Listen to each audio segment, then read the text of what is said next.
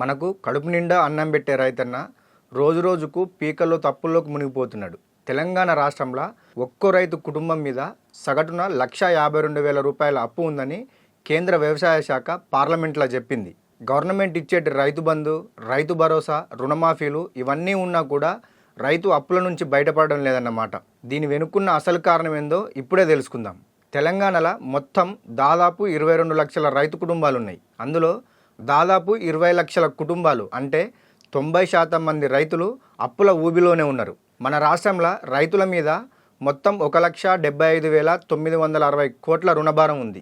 ఇక దేశం మొత్తం మీద చూస్తే రైతుల మీద వ్యవసాయ రుణాలు 31 లక్షల కోట్లకు పైగానే ఉన్నాయట.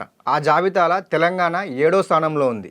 ఈ లెక్కలు చాలు రైతు పరిస్థితి ఎంత దారుణంగా ఉందో అర్థం చేసుకోనికే. అప్పుల బాధ ఎంతుందంటే చాలామంది రైతులు ప్రాణాలను కూడా తీసుకుంటున్నారు.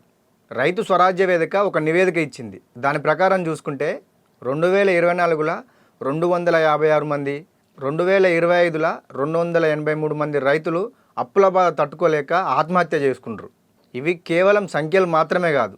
ప్రతి సంఖ్య వెనుక ఒక కుటుంబం, ఒక తండ్రి, ఒక ఇంటి ఆశలు, ఆశయాలు ఉన్నాయి. అసలు రైతులు అప్పుల్లోకి ఎందుకు పోతున్నారో కూడా తెలుసుకుందాం.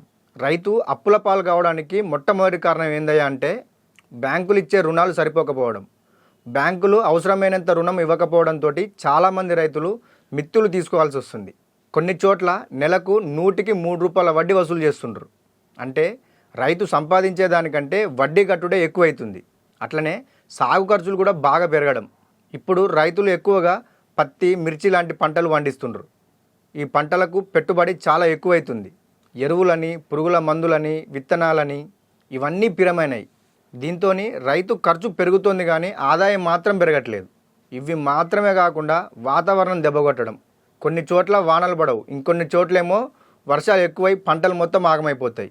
ఈ ఒక్క ఏడాదిలోనే సిద్దిపేట, మెదక్ జిల్లాల్లో 4 సార్లు పంట నష్టం జరిగింది. ఇవన్నీ ఒక ఎత్తు అయితే మార్కెట్లో ధర లేకపోవడం ఇంకో ఎత్తు. రైతు పంట పండిస్తాడు కానీ మార్కెట్లో మాత్రం ధర ఉండదు. అదే పంట వ్యాపారుల చేతికి పోయిన తర్వాత మాత్రం ధర కొండెక్కి కూసుంటుంది.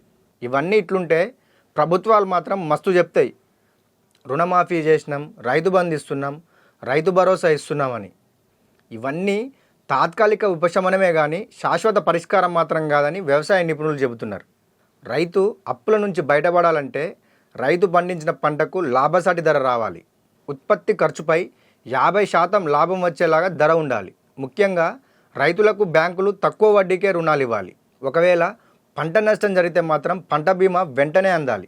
సాగు ఖర్చులు తగ్గి సేంద్రియ వ్యవసాయం పెరగాలి. సాగునీటి వసతులు అంటే చెరువులు, కాలువలు, డ్రిప్ వ్యవస్థ ఇంకా మెరుగుపడాలి. దళారీలపై ఆధారపడకుండా నేరుగా పంట అమ్ముకునే విధానం ఉండాలి. అట్లనే రైతు ఉత్పత్తిదారుల సంఘాలు కూడా ఏర్పడాలి. గోదాములు, కోల్డ్ స్టోరేజీలు పెరగాలి. వ్యవసాయ ఉత్పత్తులను ప్రాసెస్ చేసి ఎగుమతి చేస్తే రైతుల ఆదాయం పెరుగుతుంది. ఇవన్నీ జరిగినప్పుడే రైతు నిజంగా అప్పుల నుంచి విముక్తి పొందగలుగుతాడు. ఇప్పటికైనా ప్రభుత్వాలు ఇవన్నీ అందించే దిశగా అడుగు వేయాలి.